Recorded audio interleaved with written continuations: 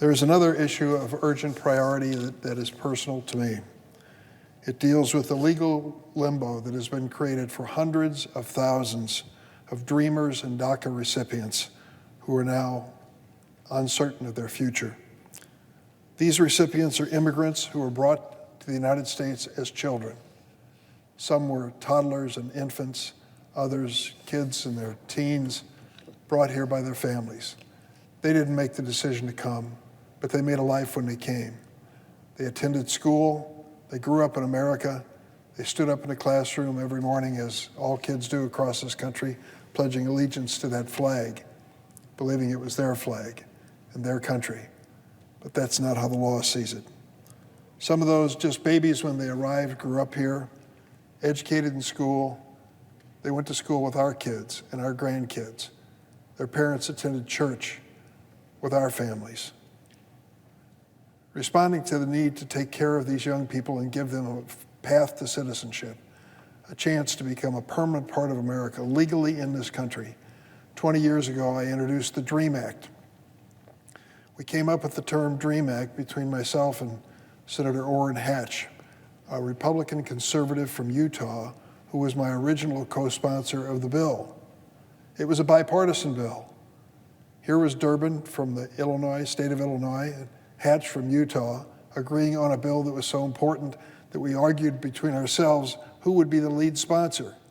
I deferred to Senator Hatch in the first time we introduced it because the Republicans were in a majority, and I thought it gave us a better chance to pass it.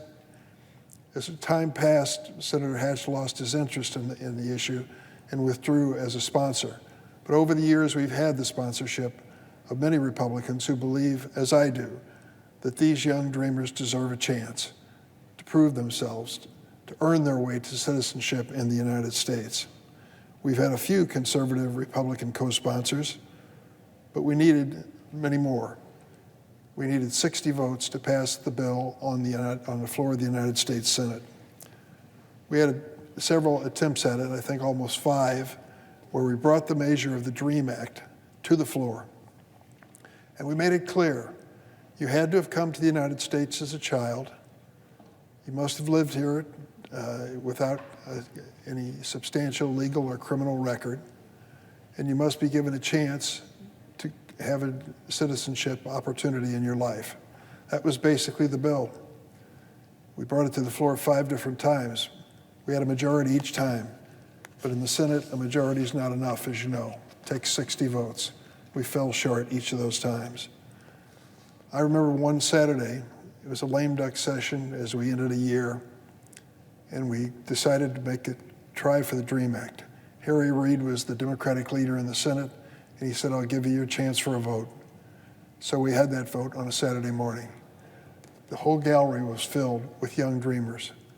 They decided to come in their caps and gowns from their graduation ceremonies. So they brought those caps and gowns out of storage and wore them on the floor to prove that they were going to be a valuable addition to the future of the United States. They were so excited to think that this will be their chance. Well, sadly, we had a majority, but not the supermajority that the Senate requires. I met with them afterwards, and there were a lot of tears that were shed by them, by me, as I thought about what it meant. They were so uncertain about where they were going to go, what their future would be. I decided to try a different approach. If we couldn't pass the DREAM Act in the Senate, maybe, just maybe, my co-sponsor of the DREAM Act, the former Illinois Senator Barack Obama, could find a way as President of the United States to help. And thank the Lord he did. He came up with DACA. This was an approach which said to these young people, here's what I can give you. If you will stand up and apply each year to be protected in the United States, we'll give you a chance. If we check your background and everything's fine, we'll give you 2 years at a time to stay here and live in the United States as dreamers, be able to work legally, and no fear of deportation. And he issued that executive order. I remember it well. The day was August 15th, 2012, 10 years ago, more than 10 years ago. Congressman Luis Gutierrez of Chicago and I decided that we would have a sign-up occasion at Navy Pier, a well-known landmark in the city of Chicago. We didn't know how many young people were going to show up to sign up for DACA. We brought together a few immigration attorneys who volunteered their times to help them fill out the forms, and we waited. And we started hearing this rumbling of people who were interested. And I remember speaking to Congressman Gutierrez and wondering, are we going to have 100, 200? The estimates started going up just wildly as people started saying, there'll be many more than you can imagine.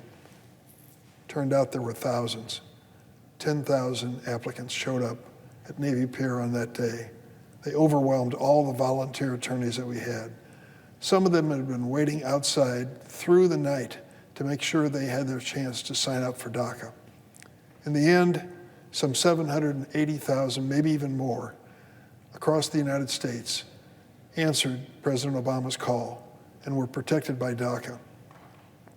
What they've done with their lives is nothing short of remarkable. Let me tell you about one that I think is just so amazing.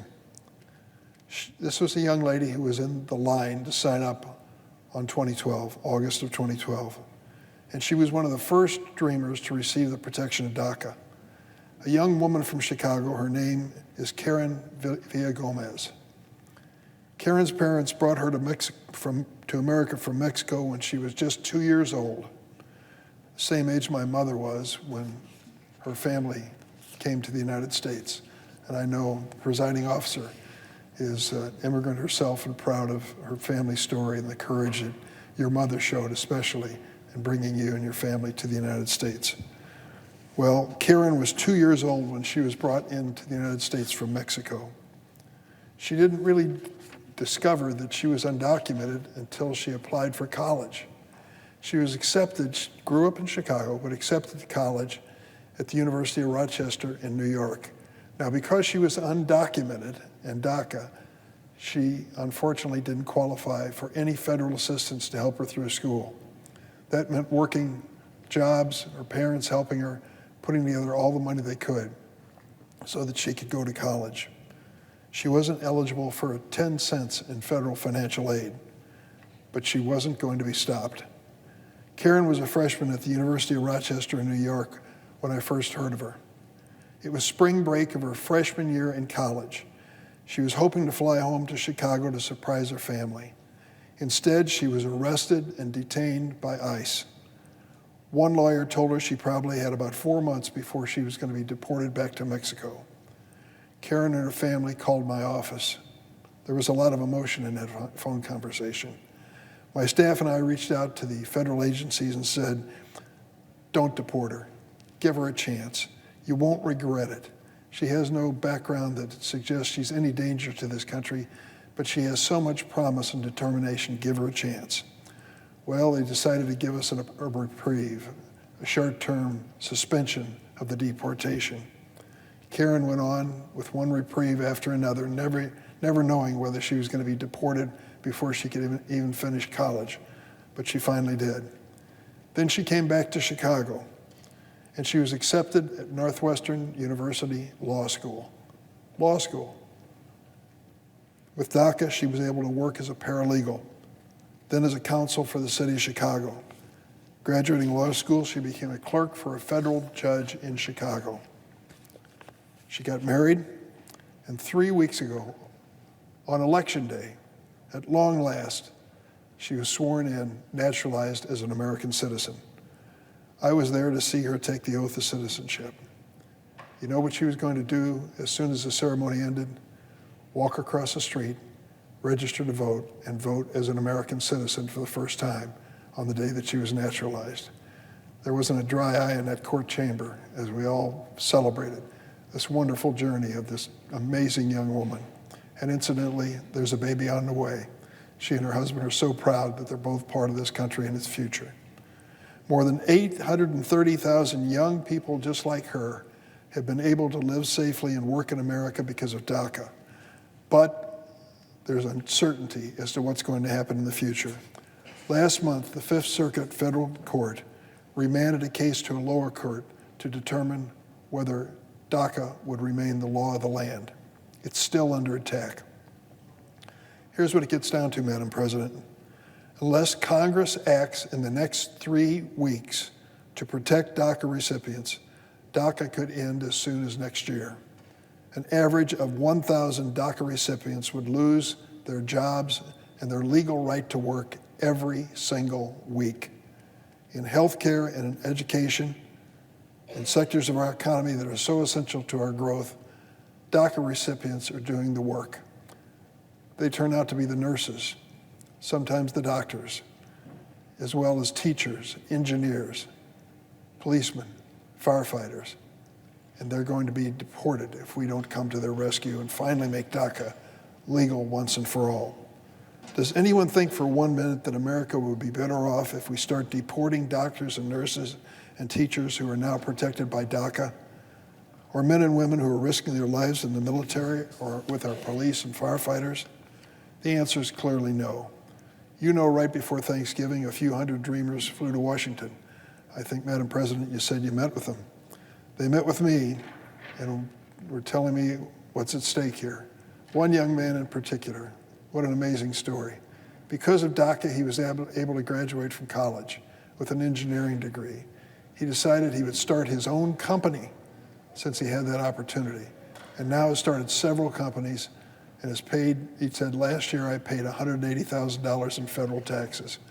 And I said to the group that he assembled there are many large corporations in America that don't pay as much in taxes as this young man, this DACA protectee, was able to pay.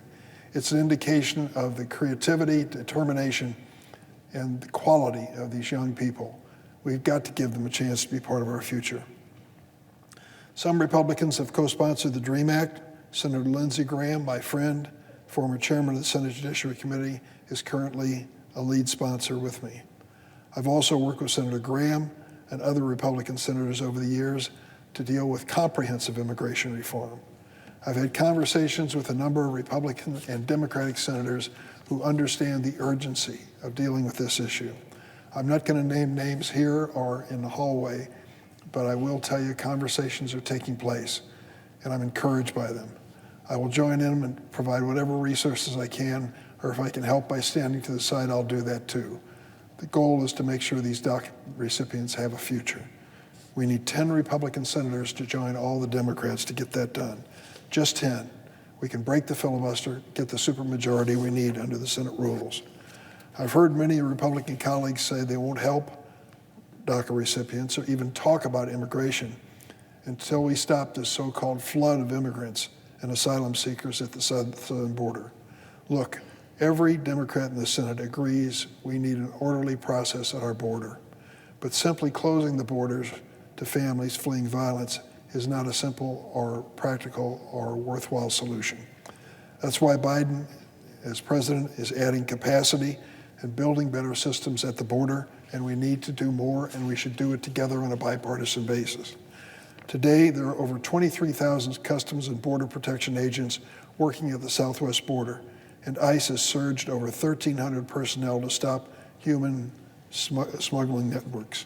The administration is also building new migrant processing facilities, working on a system that allows meritorious asylum claims to be processed sooner. But we can't fix these problems alone, and we can't do it all in 3 weeks. Many of my Republican colleagues have tried to blame the families that are coming across the border for fentanyl. The overwhelming majority of fentanyl that enters this country isn't being smuggled in by undocumented immigrants. It's coming in through legal ports of entry by people who are authorized to enter the U.S. Many of these people are U.S. citizens. I'm not making excuses for them, but for goodness sakes, let's be honest about the source of the problem. Let me give you a few numbers that tell the story. This fiscal year, Customs and Border Patrol seized 6 times more illegal drugs from authorized travelers at landed ports of entry than they did from migrants crossing the borders. 6 times. And nearly 7 times more fentanyl was seized at land ports of entry than at the border. I want to stop the deadly flow of fentanyl. It hits my state and all across America. You won't do it by turning away asylum seekers and separating parents from children at the border. You do it by scanning every passenger in commercial vehicle and all freight rail traffic crossing the border. We have the technology to do it. Let's get it done on a bipartisan basis. President Biden has signed the omnibus funding legislation and the infrastructure bill, which we've talked about before. It includes resources to meet this screening goal, which ought to be our basic starting point of this conversation. Sadly, a majority of Republican senators voted against both of these bills, but I beg them to come back and join us again and see if there's some common ground. We can fix America's immigration system in a way that honors our values and does make us safer, but we need to focus on reality. We need less political posturing and more compromise and determination. We should start now in this lame duck session, protecting the dreamers for their future and our own.